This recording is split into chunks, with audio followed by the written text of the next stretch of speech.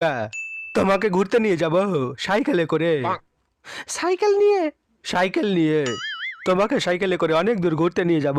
তোমাকে সাইকেলে করে 500 কিলোমিটার ঘোরাবো, 500 কিলোমিটার। কিন্তু আমি তোমার ভাঙা সাইকেলে চড়ে ঘুরতে যাব না দেব, আমি এবছর বাইকে চড়ে ঘুরতে যাব। আঞ্জলি, তোমাকে ঘোরানোর জন্য সাইকেল ধুয়ে পরিষ্কার করে রেখেছি। তুমি ঘুরতে যাবে না? আমি এবার সরস্বতী পূজাতে আমার বন্ধুর সঙ্গে বাইকে করে ঘুরতে যাব। দেব, তুমি এবার একাই ঘোরো, আমি তোমার ভাঙা সাইকেলে বসে ঘুরতে যাব না। তুমি একাই ঘোরো দেব, তোমার ভাঙা সাইকেল নিয়ে। আমি সরস্বতী পূজাতে আমার বন্ধুর বাইকে করে ঘুরতে যাব। আঞ্জলি, তুমি আমার সাইকেলে ঘুরবে না, এটা হতে পারে না। আর তুমি অন্য কারো বাইকে বসে ঘুরবে, এটা আমি হতে দেব না। আমি তোমাকে সাইকেলে করেই ঘুরাবো। তাহলে এটা তুমিও শুনে রাখো দেব, এই বছর বাইকে, আর এর পরের বছর থেকে আমি এরোপ্লেনে করে ঘুরতে যাব অন্য বয়ফ্রেন্ডের সঙ্গে।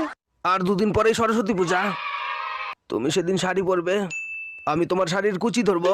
আগের বছর তুমি আমার শাড়ির কুচি ধরতে গিয়ে অন্য কোথাও হাত দিয়েছিলে, আমি অন্য কাউকে দিয়ে শাড়ির কুচি ধরাবো। না, শাড়ির কুচি শুধু আমি ধরবো, আর কাউকে ধরতে দেবো না। তোমার শাড়ির কুচি যদি কেউ ধরতে আসে, আমি তার ওইটা কেটে ফেলবো।